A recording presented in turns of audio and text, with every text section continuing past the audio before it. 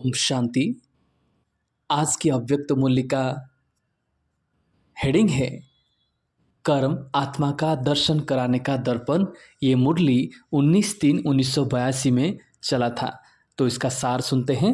बाबा ने बताया कर्म सबसे स्थूल चीज़ है, संकल्प सूक्ष्म शक्ति है। सूक्ष्म शक्ति स्थूल से बहुत श्रेष्ठ है, लेकिन लोगों के लिए सूक्ष्म शक्ति के वाइब्रेशन कैच करना अभी मुश्किल है।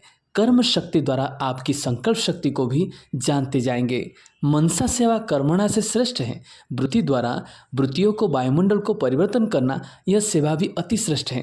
कर्म द्वारा शक्ति स्वरूप का दर्शन अथवा साक्षात्कार कराओ। कर्म द्वारा संकल्प शक्ति तक पहुंचना सहज हो जाएगा। बाबा ने बताया हमारी कमजोरी क्यों अभी तक रुका हुआ है और उसको कैसे मिटाना है।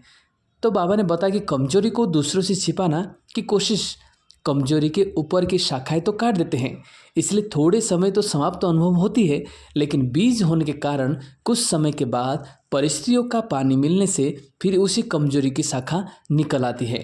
फिर बाबा ने बताया नॉलेज की शक्ति है, उस नॉलेज को शक्ति रूप में यूज़ नहीं करो, पॉइंट के रूप से यूज़ करते हैं, लेकिन हर एक ज्ञान की पॉइंट शस्त्र हैं। फिर बाबा ने बताया कि कैसे तुम अपना कर्म को चेक कर सकते हो। तो बाबा बताएं कर्म श्रेष्ठ है तो श्रेष्ठ प्रारब्ध है।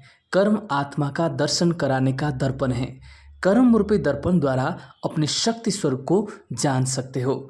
उसके बाद में बाबा ने बताए जैसे कर्म क्षेत्र, कर्म भोग, कर्म इंद्रिया, कर्म योग, कर्म संबंध, इस साकार वतन की विशेषता ही है कर्म।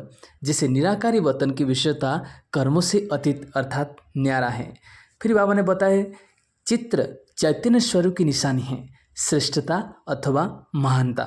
हर कर्म श्रेष्ठ महान है, इससे सिद्ध है कि शक्तियों को चरित्र अर्थात कर्म में लाया है। तो इस सारांश मुरली का है सारे मदार कर्मों के ऊपर।